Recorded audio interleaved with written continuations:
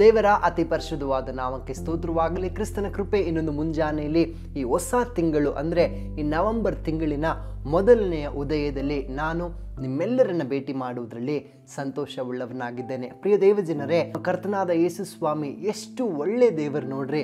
ನಮ್ಮನ್ನ ಈ 2025ರ 10 ತಿಂಗಳು ನಮ್ಮನ್ನು ಆತನು ಕಾದು ನಡೆಸಿ 11ನೇ ತಿಂಗಳಿನಲ್ಲಿ ಆತ ನಮ್ಮನ್ನು ಬರಮಾಡಿದ್ದಾರೆ. ಎಷ್ಟು ಆಶೀರ್ವಾದ ಸಂಗತಿ ಅಲ್ವಾ?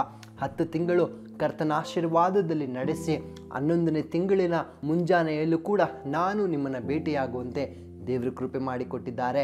ನಿಮ್ಮೆಲ್ಲರನ್ನ ಈ ವಾಕ್ಯ ಭಾಗದಲ್ಲಿ ಕಾಣುವುದೊಂದು ಆಶೀರ್ವಾದ. ಪ್ರಿಯ ದೇವಜನರೇ, ಈ ನವೆಂಬರ್ ನಮ್ಮೆಲ್ಲರಿಗೆ ಒಂದು ಆಶೀರ್ವಾದವಾಗಿ ಕರ್ತನು ಕೊಟ್ಟಿದ್ದಕ್ಕಾಗಿ ನಾವು ದೇವರಿಗೆ ವಂದನೆ ಸಲ್ಲಿಸೋಣ. ಈ ತಿಂಗಳು ಹೇಗಿರ್ತದಪ್ಪ, ಹೇಗೆ ಎಲ್ಲ ದಿನಗಳನ್ನು ನಾವು ಎದುರಿಸೋದು? ಚಿಂತೆಯಲ್ಲಿದ್ದೀರಾ? ಭಯಪಡಬೇಡ್ರಿ. ದೇವರು ಆರಂಭದಿಂದ ಅಂತ್ಯದವರೆಗೂ ಸುಂದರವಾಗಿ ನಡೆಸುವುದಕ್ಕೆ ಆತನ ಶಕ್ತನಾಗಿದ್ದಾರೆ. ಈ ತಿಂಗಳ ವಾಗ್ದಾನದ ಕಡೆಗೆ ನಾವು ಗಮನಿಸುವುದಾದ್ರೆ ಆದಿಕಾಂಡ ಪುಸ್ತಕ 30ನೇ ಅಧ್ಯಾಯದ 23 ಮತ್ತು 24ನೇ ವಚನವನ್ನ ನಾವು ಗಮನಿಸುವುದಾದ್ರೆ, ಆಕೆಯು ಗರ್ಭಿಣಿಯಾಗಿ ಗಂಡು ಮಗುವನ್ನು ಹೆತ್ತು ದೇವರು ನನಗಿದ್ದ ಅವಮಾನವನ್ನು ಪರಿಹರಿಸಿದ್ದಾನೆ ಅಂದಳು. ಇದಲ್ಲದೆ ಆಕೆಯು ಯೆಹೋವನು ಇನ್ನೊಂದು ಗಂಡು ಮಗುವನ್ನು ನನಗೆ ದಯಪಾಲಿಸಬೇಕೆಂದು ಅದಕ್ಕೆ ಯೋಸೇಫನೆಂದು ಹೆಸರಿಟ್ಟಳು. ಪ್ರಿಯ ದೇವಜನರೇ, ಈ ಒಂದು ದಿನದಲ್ಲಿ ಈ ನವೆಂಬರ್ನಲ್ಲಿ ಕರ್ತನು ನಮಗೊಂದು ವಾಗ್ದಾನವನ್ನು ಹೀಗೆ ದಯಪಾಲಿಸ್ತಾ ಇದ್ರೆ, ಈ ನವೆಂಬರ್ ಇದು ಯೋಸೇಫನ ತಿಂಗಳು.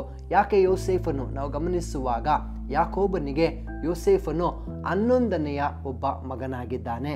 ಆದರೆ ರಾಹೇಳಲಿಗೆ ಈ ಯೋಸೇಫ ಮೊದಲನೇ ಮಗ ಆಗಿದ್ದಾನೆ. ಪ್ರಿಯ ದೇವಜನರೇ, ಏನಿ ಒಂದು ಅರ್ಥ ನಾವು ಗಮನಿಸುವುದಾದ್ರೆ, ನಾವು ಈ 11ನೇ ತಿಂಗಳಿನಲ್ಲಿ ಬಂದಿರುವಾಗ ಕರ್ತನು ವಾಗ್ದಾನವಾಗಿ ದಯಪಾಲಿಸುವ ಒಂದು ಮಾತು ಇದಾಗಿದೆ. ಏನಂದ್ರೆ, ದೇವರು ಇನ್ನೊಂದು ಕಾರ್ಯವನ್ನ, ಇನ್ನೊಂದು ಆಶೀರ್ವಾದವನ್ನ, ಇನ್ನೊಂದು ಬಾಗಿಲನ್ನ, ಇನ್ನೊಂದು ಹೊಸ ವಿಷಯವನ್ನ, ಇನ್ನೊಂದು ಅವಕಾಶಗಳನ್ನ, ಏನೇ ಇರುವುದಾದ್ರೂ ಇನ್ನೊಂದು ಹೊಸದಾಗಿ ದೇವರು ಕೊಡುವುದಕ್ಕೆ ಹೋಗ್ತಾ ಇದ್ದಾರೆ. ಒಂದು ವೇಳೆ ಅನೇಕ ವರ್ಷಗಳಿಂದ ಕೆಲವು ಸಂಗತಿಗಳಿಗೆ ನೀವು ಕಾಯುತ್ತಾ, ನೀವು ವೆಯ್ಟ್ ಮಾಡುತ್ತಾ, ಅನೇಕ ವಿಷಯಗಳಿಂದ ನೀವು ಬಾಧೆ ಪಟ್ಟವರಾಗಿ ದುಃಖದಿಂದ, ಅವಮಾನದಿಂದ ತುಂಬಿ ಯಾವಾಗ ಇದು ನನ್ನಿಂದ ಪರಿಹಾರವಾಗ್ತದೆ, ಯಾವಾಗ ಇದು ನನ್ನಿಂದ ತೀರಿ ಹೋಗ್ತದೆ, ಯಾವಾಗ ನನಗೂ ಒಂದು ಒಳ್ಳೆ ದಿನ ಬರ್ತದೆ ಅಂತ ಕಾಯುತ್ತಾ ಇರುವ ನಿಮ್ಮೆಲ್ಲರಿಗೆ ಈ ನವೆಂಬರ್ ವಾಗ್ದಾನವಾಗಿ ದೇವರು ಮಾತನಾಡ್ತಾ ಇದ್ರೆ, ಇದು ನಿಮ್ಮ ತಿಂಗಳಾಗಿದೆ. ಯಾಕಂದ್ರೆ ಅವತ್ತು ರಾಹೇಳಲು ಕೂಡ ಅನೇಕ ವರ್ಷಗಳಿಂದ ಕಾದಿದ್ಲು.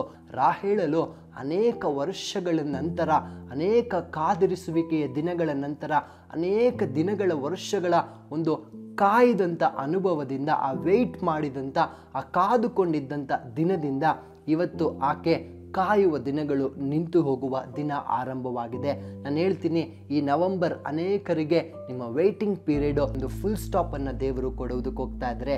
ಎರಡನೇದಾಗಿ ಗಮನಿಸುವಾಗ ಇನ್ನೊಂದನ್ನು ಸೇರಿಸುವಂಥ ಕಾರ್ಯ, ಇನ್ನೊಂದು ಅದು ಒಳ್ಳೆಯದೇ ಆಗಿರ್ತದೆ.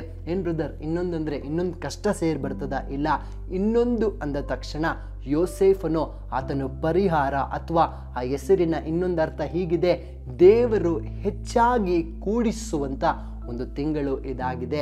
ಹೆಚ್ಚಾಗಿ ದೇವರು ಕೂಡಿಸೋದಕ್ಕೆ ಹೋಗ್ತಾ ಇದ್ರೆ, ಅನೇಕ ದಿನಗಳಿಂದ ಯಾವುದಾದ್ರೂ ವಿಷಯಗಳಿಗೆ ನೀವು ಕಾದಿರುವುದಾದರೆ ಆ ಕಾಯುವಂಥ ಸಮಯ ಇಲ್ಲಿಗೆ ನಿಂತೋಯ್ತು. ಇದು ಯೋಸೇಫನ ಕಾಲ.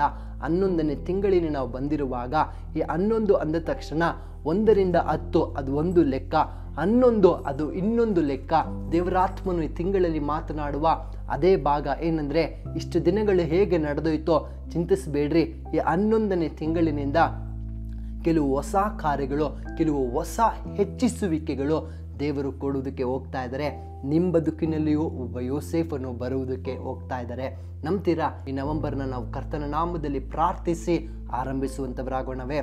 ಪರಿಶುದ್ಧಾತ್ಮನೇ, ನಿಮಗೆ ಸ್ತೋತ್ರಯ್ಯ. ಅಪ್ಪ, 10 ತಿಂಗಳು ಕಾದು ನಡೆಸಿದ ಯೆಹೋವನೇ ನಿಮಗೊಂದನೆ.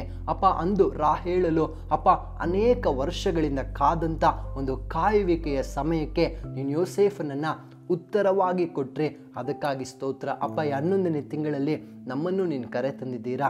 ಅಪ್ಪ, ನಾವು ಪ್ರಾರ್ಥಿಸ್ತೇವೆ, ನಮ್ಮ ಅನೇಕ ಪ್ರಶ್ನೆಗಳಿಗೂ, ಕಾದಿರುವಂಥ ಸಮಯಗಳಿಗೂ, ಅನೇಕ ಅವಮಾನಗಳಿಗೂ ಒಂದು ಯೋಸೇಫನನ್ನು ಈ ತಿಂಗಳಲ್ಲಿ ನೀನು ಬರಮಾಡ್ರಿ. ಅಪ್ಪ, ನಮ್ಮ ಸಂಕಟಗಳು ಪರಿಹಾರವಾಗುವುದಕ್ಕೆ, ನಮ್ಮ ಕಾಯುವ ದಿನಗಳು ಪರಿಹಾರವಾಗುವುದಕ್ಕೆ, ನಮಗೆ ಏನಿಲ್ಲ ಅನ್ನುವ ಒಂದು ಅವಸ್ಥೆಯಿಂದ ಇನ್ನೊಂದನ್ನು ಕೂಡಿಸುವಂಥ ದಿನಗಳು ಅದು ಶೀಘ್ರವಾಗಿ ಈ ತಿಂಗಳಲ್ಲಿ ಆರಂಭಗೊಳ್ಳಲಿ.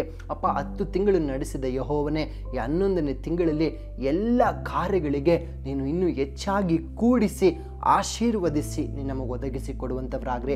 ನಿರೀಕ್ಷೆಯಲ್ಲಿ, ನಂಬಿಕೆಯಲ್ಲಿ ಈ ತಿಂಗಳನ್ನು ಆರಂಭಿಸ್ತೇವೆ. ಈ ತಿಂಗಳು ಪ್ರಿಯ ಎಲ್ಲ ಮಕ್ಕಳಿಗೆ ಆಶೀರ್ವಾದವಾಗಿರಲಿ. ಕೆಲಸದಲ್ಲಿ ಒಂದು ಹೆಚ್ಚಳಿಸುವಿಕೆ, ಕುಟುಂಬದಲ್ಲಿ ಒಂದು ಹೆಚ್ಚಿಸುವಿಕೆ, ಎಲ್ಲ ಮಂಡಳಗಳಲ್ಲೂ ಒಂದು ಹೆಚ್ಚಿಸುವಿಕೆ ಅದು ಉಂಟಾಗಲಿ ಕರ್ತನೆ. ಅವರು ಅವರ ಜೀವಿತದ ಯೋಸೇಫನನ್ನು ಈ ತಿಂಗಳು ನೋಡಲಿ ಅಂತ ನಾನು ಪ್ರಾರ್ಥಿಸ್ತೇನೆ. ಹಾಗೆ ಮಾಡಿದ್ದಕ್ಕಾಗಿ ವಂದನೆ, ಯೇಸು ಕ್ರಿಸ್ತ ನಾಮದಲ್ಲಿ ತಂದೆಯೇ, ಆಮೇನ್ ಆಮೇನ್. ದೇವ್ರು ತಾನು ನಿಮ್ಮನ್ನು ಆಶೀರ್ವದಿಸಲಿ. Thank you. ಬೇಕಾದ ಸ್ಥಳ God's grace prayer hall, Sunkadakatte, Magadi ಮುಖ್ಯ ರಸ್ತೆ, ಬೆಂಗಳೂರು 560091. ಗೂಗಲ್ ಮ್ಯಾಪ್ಸ್ ನಲ್ಲೂ ಕೂಡ ಗಾಡ್ಸ್ ಗ್ರೇಸ್ ಪ್ರೇಯರ್ ಹಾಲ್ ಎಂದು ನೀವು ಸರ್ಚ್ ಮಾಡಬಹುದು. Further details and prayer support, contact Word to World Ministries, Bangalore. Phone 900-872-5814, 900-872-5815. God bless you.